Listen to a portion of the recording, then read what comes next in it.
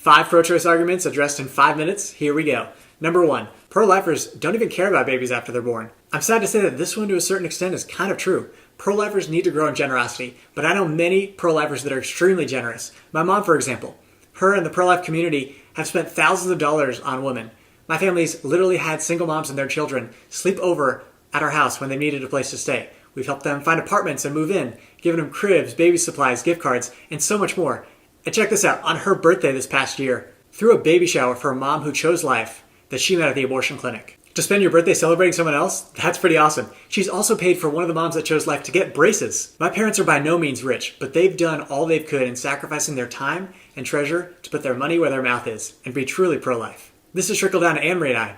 We support Good Counsel Maternity Homes, Imprint Hope, Central Right to Life, and other groups that help make it easier to choose life. Also, according to the peer-reviewed journal, Political Behavior, Republicans donate more money to charities than Democrats. So from what I can tell, Democrats also need to grow in generosity. Number 2, no one knows when life begins. For this one, I'm just going to reference the experts. In the medical textbook, Human Embryology and Teratology, it says, although life is a continuous process, fertilization is a critical landmark because under ordinary circumstances, a new, genetically distinct human organism is formed. Pretty clear there, right? And we see in another textbook, The Developing Human, human life begins at fertilization. And these are legit textbooks. This textbook was written by a doctor from the American Association of Clinical Anatomists. And if life begins at fertilization, that is the moment by which rights are given to the child. Number 3, my body, my choice. If it's the woman's body, she should be able to do with it whatever she wants, right?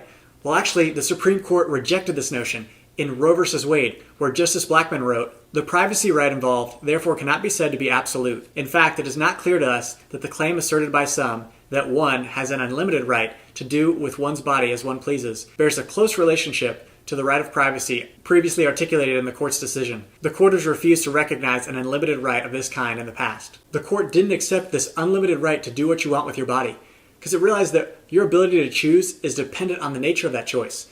You could choose what movie you want to watch, what you want to eat, but when it comes to infringing on other people's rights, you can't do that. For example, if you want to run around naked, feel free, that's your body, your choice, but you might get arrested for indecent exposure. You want to sell drugs, you might get arrested. And look at this from the man's point of view. He is legally required to pay child support, even if he doesn't want to be the father. Why shouldn't we expect the woman to pay child support in the form of a safe environment in her womb before birth when we require men to pay financial child support after they're born? It's inconsistent logic, and that's why we can't go along with the argument, my body, my choice, because there's a lot of things that we can't choose. Number 4, what about rape? Would you allow abortion then? Abortion in the case of rape is a really hard one. Abuse is just terrible. Last year, with all the sex abuse stuff going on in the church, I mean, check out the video up here. I was pretty distraught. I have 5 sisters, and I can't even imagine what I'd be like if they were raped. But at the same time, life is valuable. And I want to show you a quick clip of a lady who was raped and chose life. A woman at her most broken needs hope and help and love and people rallying around her. She does not need violence on top of violence, tragedy on top of tragedy.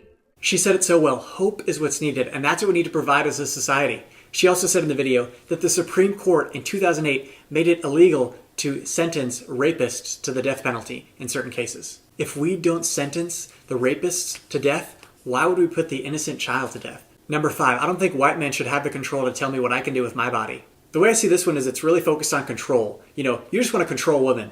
And that really doesn't make sense to me at all. If anything, abortion isn't controlling women. Forcing them to have abortions is controlling women. And really, when we think about it, 9 white men were the ones that decided Roe versus Wade. So what would make a difference if 9 white men or women or anything were able to see the error in that due to the scientific advances that we have nowadays and reverse it?